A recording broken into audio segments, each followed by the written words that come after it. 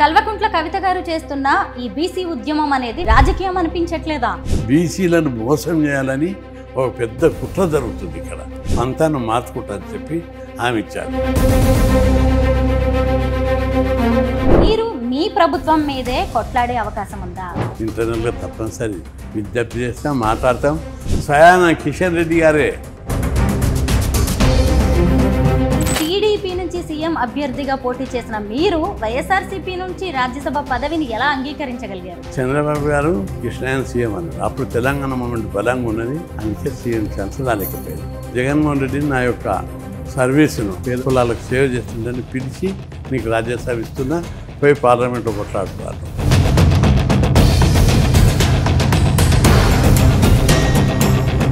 విద్యార్థి దశ నుంచి కూడా మీరు బీసీ నాయకుడిగా పోరాటాలు చేస్తూనే ఉన్నారు. కానీ ఇప్పుడు ఈ పోరాట యోధుడు కాస్త రాజకీయ నేతగా మారిపోయాడా? పోరాట యోధుని ఒకవైపు ఉండుకుంటూనే మళ్ళా నా జాతి ప్రయోజనాల విషయంలో రోజు ఉద్యమాలు చేస్తున్నా. ప్రధానిని కలిసిన అమిత్ షాని బీసీలను అభివృద్ధి చేయాలని జనున్న నాయకుడిని నేను 50 ఏళ్ళ కింద స్టార్ట్ చేసినప్పుడే ఉద్యమం బీసీ విజయంతో స్టార్ట్ చేస్తాను.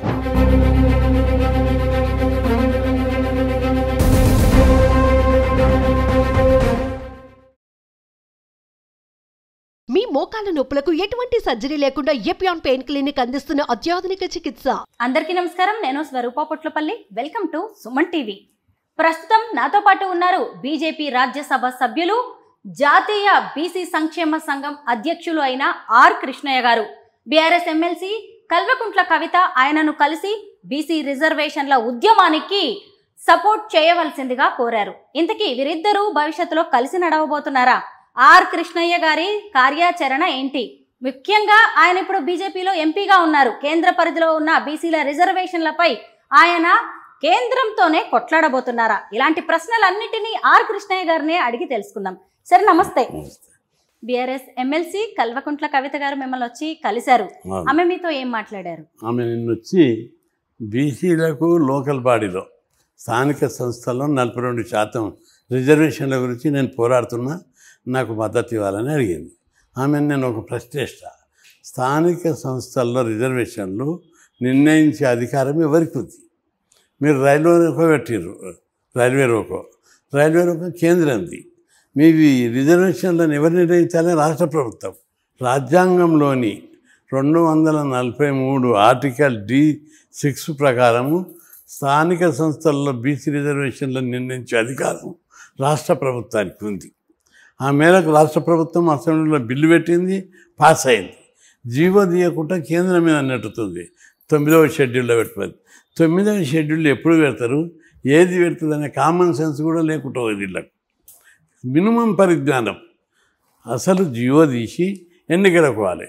ఎవరైనా కోర్టుకు పోతే వాళ్ళ కోర్టు స్టే ఇచ్చినా కొట్టేసినా, సుప్రీంకోర్టు కొట్టేస్తే అప్పుడు రాజ్యాంగంలో పెట్టమని అడగాలి, లేదా రాజ్యాంగాన్ని సవరించమని అడగాలి.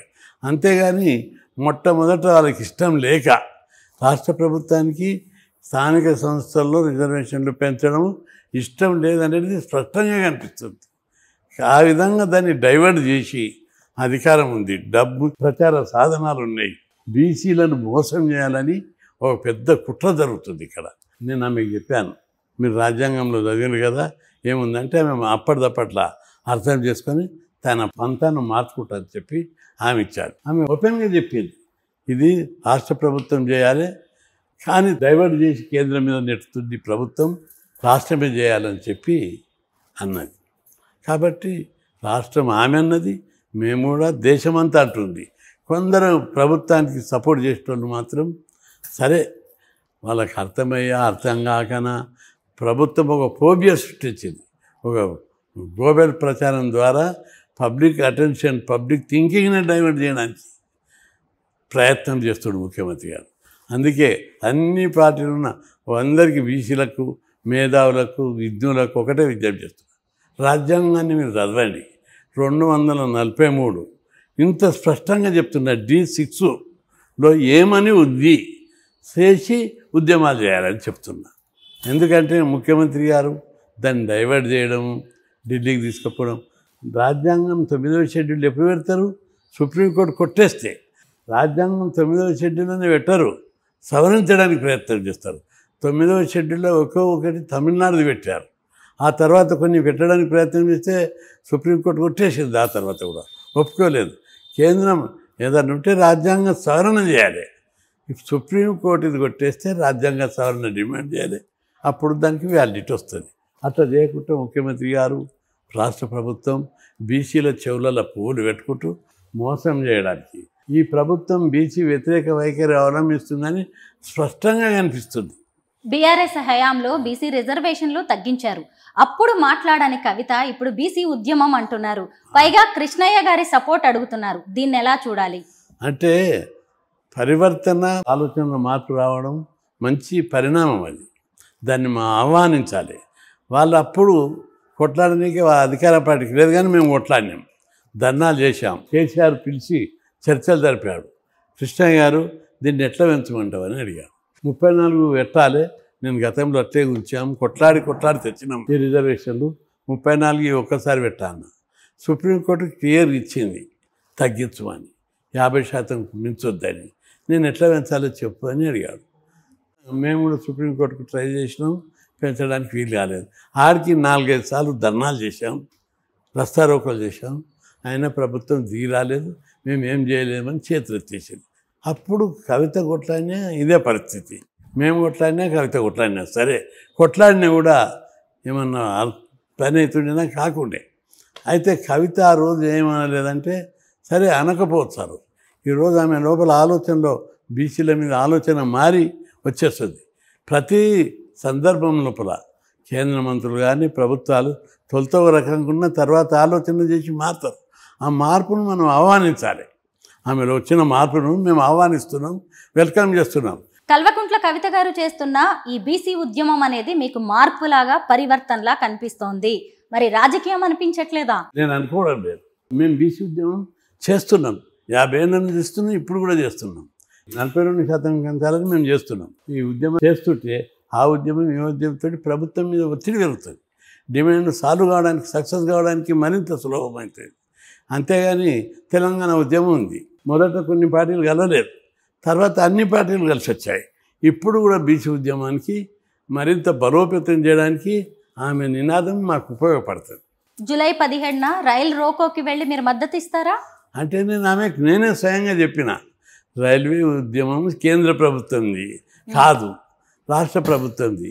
అంటే మేము ఇప్పుడు పిలిపించడం మేము చేస్తాం, చేస్తే చేసుకోండి, కానీ కేంద్రం మీద చేసే ఉద్యమంకు మేము సపోర్ట్ చేయము. ఎందుకంటే ఇది కేంద్ర పరిధిలో కాదు, ఇది రాష్ట్ర పరిధిలో. ఆమె కూడా కన్విన్స్ అయింది. ఆమె స్పీచ్లో, విలేకరుల సమావేశంలో కూడా అదే ముచ్చట చెప్పింది, రియలైజ్ అయింది. నిజంగా ఇది రాష్ట్ర ప్రభుత్వం. రాజ్యాంగంలో 243 D6 ప్రకారం రాష్ట్ర ప్రభుత్వంకి పవర్ ఉంది. ముఖ్యమంత్రి రేవంత్ రెడ్డి గారు డెలిబరేట్గా దీన్ని కేంద్రం మీద నెట్టుతున్నాడు, తప్పించుకుని ఇక చూస్తుడు, పెంచాలనే ఉద్దేశం లేనట్టుందని ఆమె ఓపెన్గా చెప్పింది. అందుకే ఇప్పుడు ఒక ఓసీడీలో పుట్టి ఆమె బీసీలకు సపోర్ట్ ఇస్తే అది మంచి పరిణామం. వాళ్ళ ప్రభుత్వం ఉన్న టైంలో ఇచ్చుంటే ఇంకా బాగుండేది కదా. అంటే వాళ్ళ ప్రభుత్వం ఉన్నప్పుడు చేసినా ఏం చేయాలి? ఆమె సుప్రీంకోర్టు తీర్పిచ్చింది. అప్పుడు సుప్రీంకోర్టు కాదు, రాజ్యాంగ సవరణకు డిమాండ్ చేయాలి. కేసీఆర్ మమ్మల్ని ఇచ్చినప్పుడు అన్నాడు, ఇప్పుడు ఎన్నికలు వచ్చినాయి, రాజ్యాంగ సవరణ తీసుకోవాలంటే 1 year పడుతుంది. కాబట్టి కృష్ణయ్య గారు ఏం చేద్దామని డిస్కస్ చేశారు. అప్పుడు కవితకు ఛాన్స్ లేదు. ఇప్పుడు మేము చేస్తామని కాంగ్రెస్ పార్టీ అన్నది, డిక్లేర్ చేసింది, ఎన్నికల మేనిఫెస్టో పెట్టింది, మేము ఉద్యమం చేస్తున్నాము. ఆ ఉద్యమానికి మద్దతుగా ఆమె కూడా సపరేట్గా ఉద్యమం చేస్తుంది. అన్ని ఉద్యమాలు ఒకరోజు మహా ఉద్యమంగా మారుతాయి. తెలంగాణ ఉద్యమం కంటే బలంగా తయారవుతుంది. కామారెడ్డి డిక్లరేషన్, అలాగే 42% రిజర్వేషన్లు స్థానిక సంస్థల్లో అనేవి రాష్ట్ర ప్రభుత్వం పరిధిలో ఉన్నాయని మీరు చెప్తున్నారు. మరి కేంద్ర ప్రభుత్వ పరిధిలో కూడా కొన్ని రిజర్వేషన్లు ఉన్నాయి బీసీలకి సంబంధించి. వాటికి సంబంధించి ఆర్ కృష్ణయ్య గారు ఏం చెబుతున్నారు? ఎందుకంటే ఇప్పుడు మీరు బీజేపీ ఎంపీగా ఉన్నారు, మీరు మీ ప్రభుత్వం మీదే కొట్లాడే అవకాశం ఉందా? బీజేపీ ప్రభుత్వంలో కొట్లాడకుంటేనే ఇస్తున్నారు, కొట్లాడాల్సిన అవసరమే లేదా? ఉన్నది. నేను పార్టీ లోపల ఇంటర్నల్గా తప్పనిసరి విజ్ఞప్తి చేస్తాం, మాట్లాడతాం. స్వయాన కిషన్ రెడ్డి గారే పార్టీ ప్రెసిడెంట్ ఏమన్నాడు, మేము వీళ్ళు వెంచర్ రిజర్వేషన్లకు మద్దతు ఇస్తామని చెప్పి ప్రకటించారు. అది సరిపోదు, అందరికీ బీజేపీ పాలసీ ఏంటిదో తెలుస్తూనే ఉంది. స్వయంగా ఇంకో విషయాన్ని గుర్తుపెట్టుకోవాలి. దేశంలో బీసీ ప్రధానమంత్రి కావాలని మేము 40 ఏళ్ళ నుంచి కోరుతున్నాం, ఉద్యమాలు చేస్తున్నాం. బీజేపీ పార్టీ, కాంగ్రెస్ పార్టీ 60 ఏళ్ళు 70 ఏళ్ళు పరిపాలించింది, అనేక పార్టీలు పరిపాలించినాయి. బీసీని ప్రధానమంత్రి చేయలేదు. కానీ బీసీ వ్యతిరేకాన్ని ముద్ర వేయడానికి ప్రయత్నించే బీజేపీ ఒక చాముకునే ఒక మామూలు కుటుంబంలో ముట్టినటువంటి కార్యకర్తను తెచ్చి ప్రధానమంత్రి ఇచ్చారు. దేశానికి ఒక గొప్ప అదృష్టం, అది వేరే మాట్లాడుకుందాం. బీసీని ప్రధానమంత్రి చేసింది, ఉపరాష్ట్రపతిని బీసీని చేశారు, రాష్ట్రపతిని ఒక ఎస్టీని చేశారు. ముఖ్యమైన పదవులు సుప్రీంకోర్టు జడ్జి చీఫ్ జస్టిస్ను ఒక దళితుని చేశారు. మొత్తం వ్యవస్థ అంతా ప్రధానమంత్రి, సుప్రీంకోర్టు చీఫ్ జస్టిసు, రాష్ట్రపతి, ఉపరాష్ట్రపతి బీసీ ఎస్సీ ఎస్టీలే ఉన్నారు. సో ఏ ప్రభుత్వం మన గతంలో చేసిందా అని నేను సవాల్ చేస్తున్నాను అందరికీ. రెండవది, బీజేపీ చేసిన ప్రధానమంత్రి కులము వర్గం 2 రకాలను కూడా బీద వాళ్ళకే చేశారు. బీద కులం, బీద వర్గం, మామూలు కుటుంబం నుంచి వచ్చిన ఒక వ్యక్తిని చేశారు. కాబట్టి బీజేపీ అంత్యోదయ అనేటువంటి పద్ధతి లోపల చాలా చక్కగా బీసీలు అంటే బీజేపీ నినాదం ఏమిటి? సర్వే జనా సుఖినో భవంతు. అది బీజేపీ నినాదం. అందరూ సుఖంగా ఉండాలి. ఇంకొకటి కూడా క్లారిఫికేషన్ ఇస్తా మీకు. సమానత్వం సమానత్వం అని నేను కూడా అంటా. సామాజిక సమానత్వం, ఆర్థిక సంపద సృష్టించిన తర్వాత పంచుకునేటప్పుడు సమానత్వం, సంపద లేనప్పుడు సమానత్వం ఏమొస్తుంది? ఏం పంచుకోవాలి మేము? ఇప్పుడు ప్రధానమంత్రి మాట్లాడినప్పుడు కృష్ణాజీ ఆ లడాయి కర్రే పైలే యూ క్రియేట్ వెల్త్ అంటాడు. వెల్త్ సంపద సృష్టిస్తే ఒక 10 లక్షలు సంపాదిస్తే 2 పిల్లలు ఉంటే 5 లక్షలు పంచుకుంటుంది. అప్పులున్న ఇంట్లో పంచుకుంటే ఏమొస్తుంది? ఒకప్పుడు భారతదేశానికి అప్పుడు ఉండి అడుక్కునే తినే బతుకులు. అమెరికాకి వెళ్ళి గోధుమ, చైనాకి వెళ్ళి బియ్యం. ఈరోజు మనమే బియ్యం పంచేటట్లు, మనమే గోధుమ పంపేటట్టుగా మన దేశ సంపద వృద్ధి చెందింది. పరిశ్రమలు, ఐటీ కంపెనీలు డెవలప్ అవుతున్నాయి. ఒకప్పుడు భారతదేశం బీద దేశం. ఈరోజు ప్రపంచ దేశాలు మనం లెక్కలు తీస్తే భారతదేశము 4వ స్థానానికి, America first, China second, Germany third, భారతదేశం 4th. జపాన్ని అధిగమించాం మనం. ఇక సమానత్వం అనేది ఇంకా సంపద డెవలప్ అయినాక ఆటోమేటిక్గా డెవలప్ అవుతుంది. ఒకప్పుడు తిన్నీకే లేకుండా ప్రజలకు, ఈరోజు డెవలప్మెంట్ కనిపిస్తుంది మనకు. కాబట్టి భారతదేశం అభివృద్ధి దిశ అలా చేయడానికి, పేద వర్గాలను అభివృద్ధి చేయడానికి, ప్రత్యేకంగా పేద కులాల అభివృద్ధికి బీజేపీ అనేక చర్యలు తీసుకుంటుంది అని చెప్పి గుర్తు చేస్తుంది. 2014లో మీరు టీడీపీకి తెలంగాణ సీఎం అభ్యర్థి. అవును. ఆ తర్వాత జరిగిన పరిణామాలతో ఏపీ సీఎం అయ్యారు జగన్మోహన్ రెడ్డి. వైఎస్ఆర్సీపీ నుంచి మీరు రాజ్యసభ సభ్యులు అయ్యారు.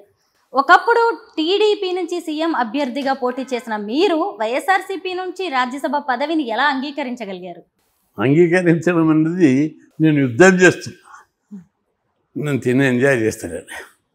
చంద్రబాబు గారు నా పలుకుబడి గుర్తించి మేము అధికారంలోకి వస్తే కృష్ణాయన సీఎం అన్నాడు. అప్పుడు తెలంగాణ మూమెంట్ బలంగా ఉన్నది, ఓటు బాగానే వచ్చాయి, కానీ సీట్లు 21 మాత్రమే వచ్చాయి కాంబినేషన్లో. అందుకే సీఎం ఛాన్స్ రాలేకపోయింది. ఆ తర్వాత నేను అసెంబ్లీలోకి పోయినా బీసీల గురించే పోరాడుతున్నా. పదవి ఉన్నా దాన్ని ఒక ఆయుధంగానే వాడుకున్నా. ఆ తర్వాత ఇట్టే ఉద్యమాలు చేసుకుంటూ ఉన్నా, రాజకీయాలకి సంబంధం లేదు. మళ్ళీ జగన్మోహన్ రెడ్డి నా యొక్క సర్వీసును నిస్వార్థంగా నిబద్ధతతో పేదవర్గ కులాలకు సేవ చేస్తుండని పిలిచి, నీకు రాజ్యసభ ఇస్తున్నా, పోయి పార్లమెంట్లో కొట్లాడుతున్నాను తీసుకున్నా. పోయినా పార్లమెంట్లో కూడా నేను మాట్లాడిన ప్రతి సందర్భం బీసీల గురించే మాట్లాడినా.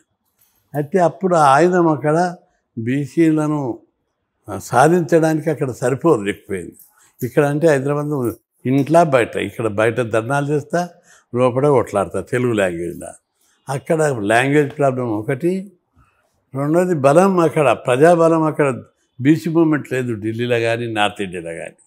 ఆడికి ఉన్న శక్తి మేరకు కొట్లాడినా బాగానే కేంద్ర ప్రభుత్వ దృష్టికి తీసుకొచ్చిన. సడన్గా ఎన్నికలు రావడం, వైసీపీ ఓడిపోవడం జరిగింది. వైసీపీ ఓడిపోయిన తర్వాత నేను బాగా 2-3 రోజులు రాత్రి బాగా ఆలోచించిన.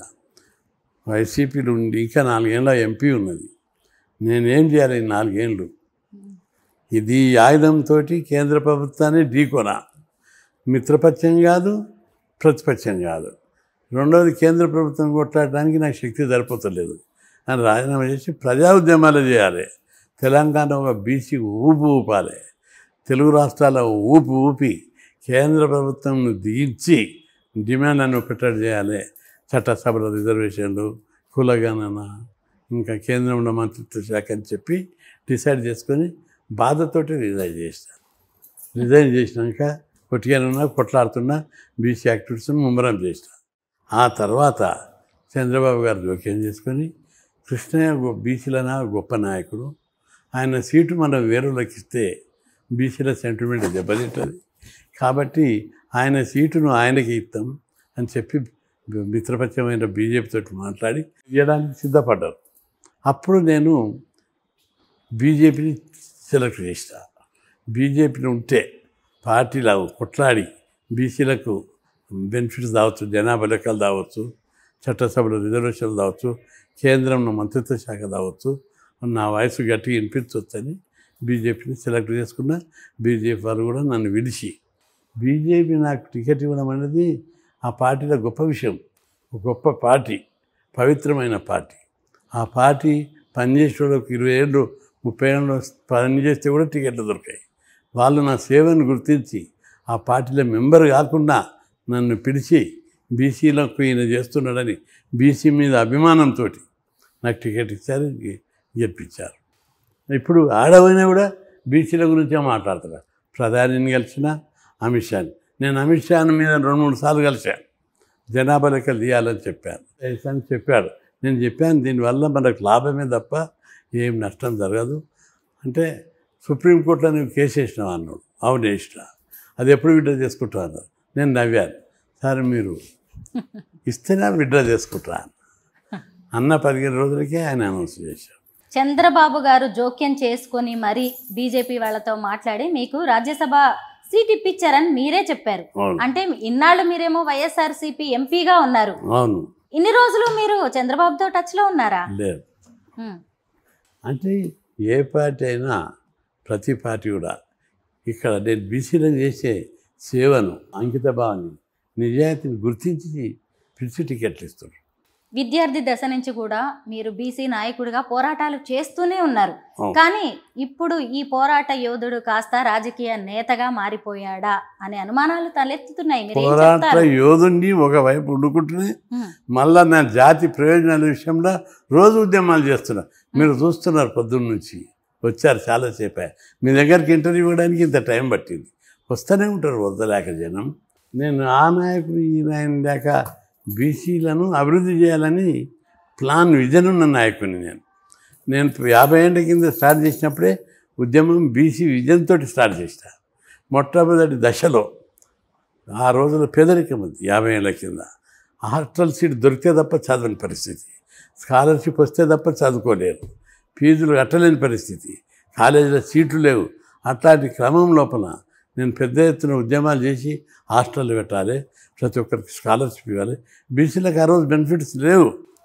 కొట్లాడి ప్రభుత్వంతో కొట్లాడి అప్పుడప్పుడే కమిషన్ వస్తే రిజర్వేషన్ల మీద కొట్లాడి రిజర్వేషన్ పెట్టించి హాస్టల్ పెట్టాలని కొట్లాడి 1975-76లో హాస్టళ్ళు లేవు. 77 దాకా కూడా హాస్టళ్ళు లేవు. నేను 78 సెప్టెంబర్ 27 నాడు 2000 మంది విద్యార్థులను కూడగట్టి యూనివర్సిటీలో సోషల్ వర్క్ హాస్టల్లో కూడగట్టి వాళ్ళకి 2 రోజులు ట్రైనింగ్ ఇచ్చిన. మనం మిలిటెంట్ ఉద్యమాలు చేయాలి, అందరం పోయి అసెంబ్లీని వలగొడదాం, దాడి చేద్దామని చెప్పి ట్రైనింగ్ ఇచ్చిన. ఆడ మన భారీ పోలీస్ బందోబస్తు ఉంటుంది, ఎట్లా పోవాలి. వాళ్ళకి అందరికీ ట్రైనింగ్ ఇచ్చిన. ఎట్లా దుబ్బాలి, ఎట్లా దుంకాలి, ఎట్లా పోవాలి, రాళ్ళు ఎట్లా జేబులలో బ్యాగులలో రాళ్ళు ఎట్లా పోసుకోవాలి, ఒకటేసారి పోవడం అనేది ఎట్లా, బస్సులు హైజాక్ చేసి క్యాంపస్ నుంచి వస్తాం, చుట్టుపక్కల బస్ స్టాండ్లల్లో పార్కులలో మీరు ఉండండి, మేము వచ్చి బస్సులు దిగుతున్నప్పుడే మీరు అందరు రండి, జంప్ చేసి అసెంబ్లీకి పోదామని చెప్పాను. మేమందరం గేట్ కాడికి దడివే 2000 మంది గేట్లు మూసేసారు పోలీసులు. 100 మంది పోలీసులు ఆ రోజుల్లో ఉండేది అసెంబ్లీ కాడ. గేట్ మూస్తే పిల్లలందరినీ డిస్పర్ చేసి అటు ఇటు పోతే పోలీసులు కూడా అటు ఇటు పోయారు. అక్కడికి వెళ్ళి దూకుతారే వారు. అక్కడ ఉందంటే ఈడ గేట్ దుక్కి గేట్ తీసినాం, పిల్లలందరూ లోపలికి పోయారు. దాంతో లోపలికి పోయినాక రాళ్లతోటి అసెంబ్లీని తుక్కు అలగొట్టాం. అటువంటి ఉద్యమాన్ని ప్రపంచంలో దేశంలో ఎక్కడ చేయలేదు ఇంతవరకు. ఆ ఉద్యమంతో అన్ని పార్టీలు, అన్ని విద్యార్థి సంస్థలు, రాజకీయ పార్టీలు నివెరవయ్యాయి. చెన్నారెడ్డి కూడా భయపడ్డాడు. వెంబడే పోలీసులతో క్యాంపస్కి పోయి విద్యార్థి నాయకులను కృష్ణయ్యతో సహా 20 మందిని తోలుకరాపో అన్నాడు. వచ్చారు క్యాంపస్కు. ఆనాడు ప్రముఖంగా ఉన్నటువంటి మేము విద్యార్థి నాయకులం అందరం పంపిన వ్యాన్లలో ఎక్కి సెక్రటరీకి పోయినాం. చెన్నారెడ్డితో చర్చలు జరిపినాం. అది ఒక్కరోజే ఆయన 500 రాష్ట్రాలకు అంగీకారం తెలిపారు. దశాబ్దాలుగా మీ వెంట నడుస్తున్న బీసీ నాయకులు ఇప్పుడు కూడా మీతో ఉన్నారా? మీరు పార్టీలు మారడంతో పదవులు అందుకే పదవులు చేపట్టారు అనే బాధతో ఎవరైనా దూరం పార్టీలు మారింది అని అనడం తప్పుడు. అది వ్యతిరేక భావన ముచ్చటది. వ్యతిరేకులు అంటారు నేనంటే గిట్టని వాళ్ళు, బీసీలు అంటే గిట్టని వాళ్ళు అనే ముచ్చటది. నేను ఏ పార్టీ మారినా ఏ పార్టీ జెండా పెట్టి చెప్పండి. మీరు బుర్ర పెట్టి ఆలోచించటోడు ఈ భూమి మీద. వ్యతిరేకులు అంటారు. వ్యతిరేకులకు ఒకటే చెప్తున్నా. నేను టీడీపీలో మెంబర్ అయితే సీఎం క్యాండిడేట్గా నన్ను పిలిచి ఎమ్మెల్యే టికెట్ ఇచ్చినాకనే మెంబర్షిప్ ఇచ్చాడు. ఇచ్చి పోటీ చేయించాడు సీఎం క్యాండిడేట్. సీఎం క్యాండిడేట్ అంటే పోరా ఎవరైనా ఎమ్మెల్యే సీట్ ఇస్తే కార్పొరేటర్ ఇస్తాంటేనే ఓ పార్టీ లెక్కలో చంపుతుంది. అప్పటి వరకు నేను ఏదన్నా పార్టీ కాదు, ఎట్టమని మారలేదు. ఎమ్మెల్యే గెలిచాను, మెజార్టీ రాలేదు, పెద్ద ఎత్తున పోరాటం చేసిన. గెలిచినాక కూడా తెలుగుదేశాన్ని ఆయుధంగానే మార్చుకున్నది తప్ప బీసీల గురించి కొట్లాడిన అసెంబ్లీ. బీసీ ఏది చేసినా బీసీల కోసమే. ఎవరైనా ఆయుధం ఇస్తే దాన్ని బీసీల కోసమే వాడుకున్నా. రెండవది అందులో అయిపోయినాక నేను ఒట్టిగానే ఉన్నా, ఉద్యమాలు చేసుకుంటా. జగన్మోహన్ రెడ్డి గారు పిలిచి, నేను ఆ పార్టీలో మెంబర్ కాకున్నా, ఆ పార్టీ జెండా మోయకున్నా, ఈయన బీసీల కోసం నిజాయితీగా పోరాడుతుండని పిలిచి ఎంపించాడు. 200 కోట్లు ఇస్తే కూడా ఇవ్వండి టికెట్. అది పార్టీ ఫండ్ ఎవరన్నా ఇస్తే, రాజ్యసభ ఇస్తే 200 కోట్లు ఇస్తారు. నా దగ్గర పైసా కూడా తీసుకోకుండా ఆయన దగ్గరది రోజు ఉద్యమాలు చేస్తాడు. ఆయన అప్పలాలు ఉన్నాడని తెలుసుకొని ఉల్టా మంచిగా పిలిచి టికెట్ ఇచ్చి కారు ఇచ్చి పంపించాడు. ఆయన కారు కూడా లేకపోతే కాలరలోనే పంపించాడు. ఆయన కాలర్లో తిప్పాడు. అంత గౌరవంగా నాకు టికెట్ ఇచ్చి చేశాడు.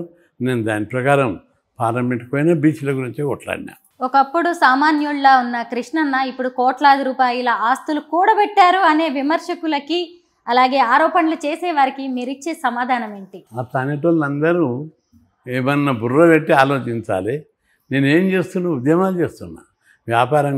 నాకు వ్యాపారం చేసే శక్తి ఉంది, నాకు బిజినెస్లు చేసే శక్తి ఉంది. నా అంచనా 100 కోట్లు 1000 కోట్ల పేరు. నేను 24 గంటలు ఉద్యమాలు ఎందుకు చేస్తున్నా? నాకు వ్యాపారం ఏమి. రెండవది బీసీ ఉద్యమాలకు 10 పైసలు ఇచ్చేటోళ్ళు లేరు. బీసీలు పొదుపు చేసేటోళ్ళు ఇవ్వరు. ఓసీలు మాకు వ్యతిరేకమైన ఉద్యమం, ఈ ఎత్తి వాళ్ళని ఇవ్వరు. అన్నిటి మధ్య నలిగిపోతున్నాం. ఇప్పుడు నేను పంజాబ్ నేషనల్ బ్యాంక్లో 1,20,00,000 అప్పు ఉంది. అక్కడ ఇక్కడ 10 లక్షలు 20 లక్షలు తెచ్చి అప్పులు చేస్తే వడ్డీలు పెరుగుతాయి. నాకు అప్పిచ్చేటోడు కూడా ఉండడు. మంది పేరు మీద అప్పులు చేయాలి. చేసి పంజాబ్ బ్యాంక్ విద్యానగర్ బ్రాంచ్లో 1,20,00,000 అప్పు తెచ్చి అన్ని అప్పులు చిల్లర అప్పులు తీర్చేస్తాం. ఇంకా మా భార్య పేరు మీద కూడా అప్పులు తీస్తాం. ఉద్యమాలు అయినప్పుడు ఆమె గోల్డ్ పెట్టి కూడా అప్పులు తెస్తాం. ఎవరన్నా మాకు చెంది ఇచ్చినామో అనేటోళ్ళు ఒక్కరిని చూపించు. ఒక్కరిని నేను పోట్లాడే ఎవరి మీద హాస్టల్ పెట్టాలి, గురుకులాలు పెట్టాలి, ఉద్యోగాలు భర్తీ చేయాలి, ఫీజు రియంబర్స్మెంట్ పెట్టాలి. ఎవరి ప్రయోజనాల కోసం పోట్లాడుతున్నానో వాళ్ళు ఇచ్చేటోళ్ళైనా ధనవంతులు గారు. వాళ్ళు నోరు లేనటువంటి వాళ్ళ కోసం ఏదో భూముల దందాల మీద బ్లాక్మెయిల్ చేయడం, లేకపోతే రియల్ ఎస్టేట్ మీద బ్లాక్మెయిల్ చేసేటోళ్ళకు పైసలు ఇస్తారు. రెండవది నేను ఎమ్మెల్యే ఎల్బీ నగర్, అక్కడ పోయి అడగాలి నా రికార్డు.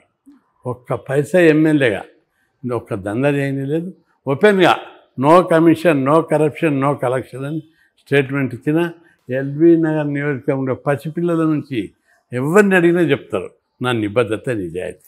అంటే నిజాయితీగా ఎవరికో ప్రచారం కోసం కాదు ఇది.